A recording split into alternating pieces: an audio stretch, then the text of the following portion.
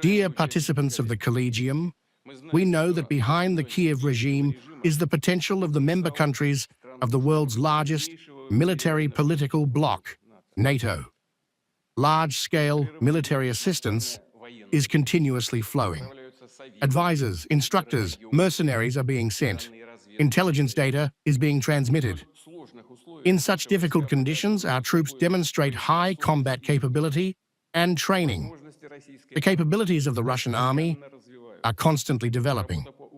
Work on strengthening the armed forces has been ongoing continuously. In recent years, continuously.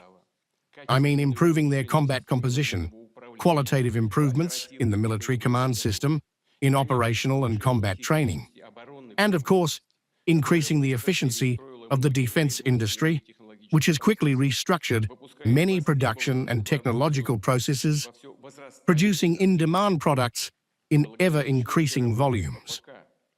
Thanks to the clear work of the defense industrial complex, the Army and Navy are being equipped in a timely manner with modern weapons and equipment.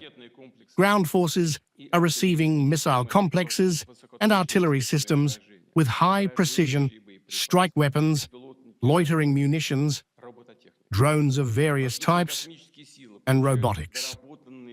The aerospace forces are receiving upgraded missiles and aviation bombs with a guided planning and correction module capable of operating effectively in a complex jamming environment. Many here know how much the efficiency of work has increased recently. Over 80% is now achieved. I want to thank those who are engaged in this. This is real help. Real. This year, the naval fleet was replenished with new submarines, including the strategic missile carrier Prince Pazharsky, as well as 19 surface ships and vessels.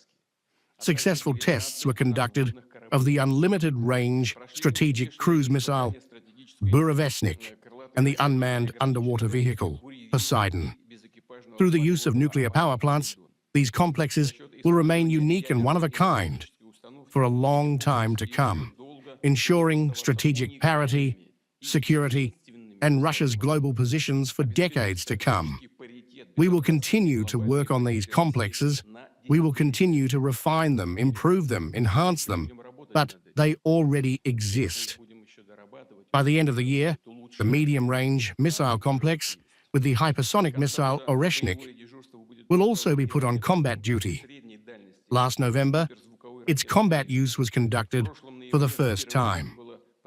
The high level of training of units and formations, their ability to solve the most complex tasks, is confirmed during regularly conducted exercises, including with the participation of our foreign allies and partners, to whom we transfer experience gained during the special military operation. Thus, I note the good results that were shown at the Joint Strategic Exercise West 2025. All tasks for the protection and security of the Union's state from potential external aggression were successfully worked out. Today, we see that the geopolitical situation in the world continues to remain tense, and in a number of regions, it is becoming simply critical. NATO countries are actively building up and modernizing offensive forces, creating and deploying new types of weapons, including in outer space. At the same time, in Europe, people are having fears drummed into their heads about an inevitable clash with Russia that supposedly one must prepare for a big war. Various figures who seemingly held or still hold responsible positions have apparently simply forgotten about their responsibility. They are guided by some fleeting, personal or group political interests, and not at all by the interests of their peoples. And they are increasingly raising the level of hysteria. I have already said repeatedly, this is a lie. Nonsense, simply nonsense about some imaginary Russian threat to European countries. But this is being done quite deliberately. The truth is that Russia has always, in the most difficult circumstances, as they say, to the very end, while there is even the slightest chance, strived to find diplomatic solutions to contradictions and conflicts, and the responsibility for the fact that these chances were not used lies entirely with those who believed that they could speak to us in the language of force. Even today, we advocate for building mutually beneficial and equal cooperation with the United States and with European states, for forming a unified security system throughout the entire Eurasian region. We welcome the progress that has emerged in dialogue with the new American administration. Unfortunately, the same cannot be said about the current leadership of most European countries. At the same time, we realize that in any international situation, the key guarantor of Russia's sovereignty and independence, its security, and future strategic parity remains our armed forces. And as I have already said, we need to work systematically on strengthening them. What do I want to particularly emphasize here? What tasks should be set in the sphere of military construction, including taking into account the dynamics of the situation on the line of combat contact? First, the goals of the special military operation will unconditionally be achieved. We would prefer to do this and eliminate the root causes of the conflict with the help of diplomacy. If, however, the opposing country and their foreign patrons refuse to talk substantively, Russia will achieve the liberation of its historical lands by military means. The task of creating and expanding a buffer security zone will also be consistently solved. Second, work on modernizing the armed forces must continue at a high pace and with quality, primarily within the framework of the new state armament program for 2027-2036, work on which is currently being conducted. At the same time, as I have repeatedly said, the experience of the special military operation, new trends in combat tactics, and rapidly developing military technologies must be maximally taken into account. Among the key directions of the state program are air defense and missile defense systems, radio-electronic warfare control systems, unmanned complexes in all environments, and, of course, a priority for us is the improvement of strategic nuclear forces. As before, they will play the main role in deterring an aggressor and maintaining the balance of power in the world. Today in Russia is the day of the strategic missile forces.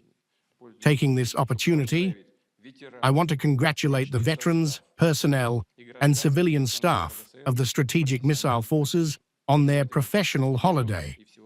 I wish you success and all the best. Third, the Russian army must continue to remain at the forefront of technological progress. This means that troops need to accelerate the introduction of robotics, information technologies, new materials, expand the use of artificial intelligence technologies in control systems in autonomous combat complexes. Fourth, it is important to equip the orbital grouping with new generation spacecraft. As a result, the troops should receive high-speed and protected communication channels. The quality of their provision, with intelligence information and accurate navigation data, will increase. Further, in May of this year, the strategy for the development of the naval fleet until 2050 was approved, which defined its future prospects. Clear and timely implementation of the provisions of the strategy will allow the Navy to be renewed and increase the effectiveness of its performance of combat tasks in all theaters of military operations.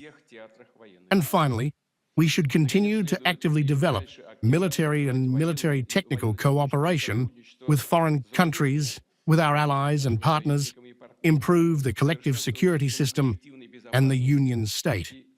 Overall, work in this direction is a significant factor in strengthening regional and international security. Dear comrades, one of the state's priorities is expanding social guarantees for participants in the special military operation and members of their families, for all our servicemen. In the outgoing year, the Ministry of Defense, together with the state fund Defenders of the Fatherland, has done much to improve the quality of medical care, assistance to wounded warriors, to resolve issues of their rehabilitation and employment, to ensure timely payments and implement other, including additional measures of social support for families, children, and parents of fallen servicemen. I draw your attention to the fact that there is still work to be done here. Now, in the course of preparing for the direct line, it is clear that many questions are coming in on these topics, but with the leadership of the Ministry of Defense, we will, of course, return to this. I especially note the heroic work of military doctors, medical workers who sometimes do the impossible to save our fighters and return them to service after treatment. Unique, simply unique experience has been gained in providing medical and psychological assistance to servicemen with wounds, injuries, and diseases related to combat operations. Such experience should be implemented not only in the activities of military medical institutions, but also in civilian healthcare, enshrining this at the legislative level. Of course, work must continue on indexing the monetary allowance for servicemen, and the pace of providing them with permanent and service housing must not be reduced. Every defender of the motherland must know firmly that the state will provide him and his loved ones with all necessary social support. And in conclusion, I want to once again thank the soldiers and officers who are now on the front lines, all participants in the special military operation for their heroism and selflessness. I wish the leadership, all personnel and civilian staff of the Ministry of Defense new achievements in service to the motherland and our people. I am confident that you will continue to reliably stand guard over the sovereignty and security of Russia. Thank you for your attention. Thank you.